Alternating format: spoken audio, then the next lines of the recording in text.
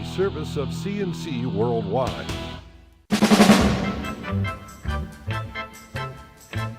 CNC Podcasts are a service of CNC News. Bus riders may find their morning commutes slowed down this week by a temporary shortage of bus drivers. Regional Transit Service says unusually high rates of illness and absence have hit the same time as more retirements than normal. They're 20 drivers short of what they need to run a full schedule.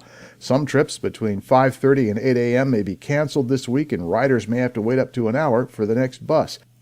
Pro Bowl running back LaShawn McCoy says yes, he was disappointed and a little angry at first when his agent confirmed he was being traded from the Philadelphia Eagles to the Buffalo Bills. McCoy says he had 6 good years with Philadelphia, but after thinking things over and talking with his family, he realized the place to be is where they want you. A Geneva man is facing numerous charges after his 4-year-old son showed up at a Head Start class with a baggie of cocaine in his hat. Geneva police and the school district began investigating when the cocaine fell out of the boy's hat as a teacher was getting him ready to go home. They got a search warrant for the residence of 25-year-old Willie Smallwood, and there they seized more than 4 pounds of marijuana, 12 or more guns, and $10,000 in cash, plus a large amount of cocaine. For the first time in its history, Rochester has a female postmaster. Terry Ann Burke was sworn in Tuesday at the main post office on Jefferson Road. She's had a 20-year career with the U.S. Postal Service, starting as a mail carrier in the city. U.S. Marshals are searching for a Southern Tier man accused of trying to create a multi-billion-dollar scheme to defraud Facebook. Paul Selgia of Wellsville was supposed to go on trial in the Southern District of New York for wire fraud. Instead, he removed his ankle bracelet and ran with his family, including his wife, 2 children, and the dog. A national manhunt is now underway. State Attorney General Eric Schneiderman says New York is joining Connecticut, Indiana, and Puerto Rico to investigate the herbal supplement industry.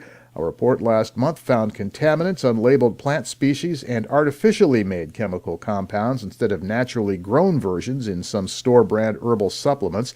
Attorney General Schneiderman says the multi-state partnership wants to validate the marketing claims of the supplement industry, particularly about authenticity and purity.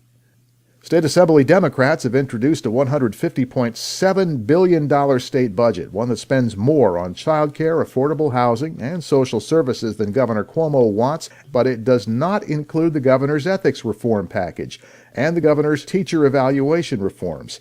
Assembly Speaker Carl Hastie says those are still on the table, being negotiated in the background. They're just not top priority for his caucus. Rochester Police and Monroe County Sheriff's dive teams have been using the milder weather this week to resume their search for the missing RIT student, Max Maisel. The divers were in the water off the Charlotte Pier on Tuesday, checking Lake Ontario and the Genesee River for signs of the missing 21-year-old. Maisel vanished more than 2 weeks ago. The owners of Adanon Kennels in Mendon are expressing their thanks over Facebook for all the support and concern received since the kennels were destroyed by fire Sunday. Bruce Coates and Michelle Hargraves say they have decided to rebuild because of it. A demolition crew began tearing the burned-out building down on Tuesday. 15 dogs boarding there died in the fire. 24 were saved by 3 staffers who ran to open the cages until fire forced them out of the building. Your next CNC podcast is whenever you click on one of these pages. I'm Bud Lowell, CNC News.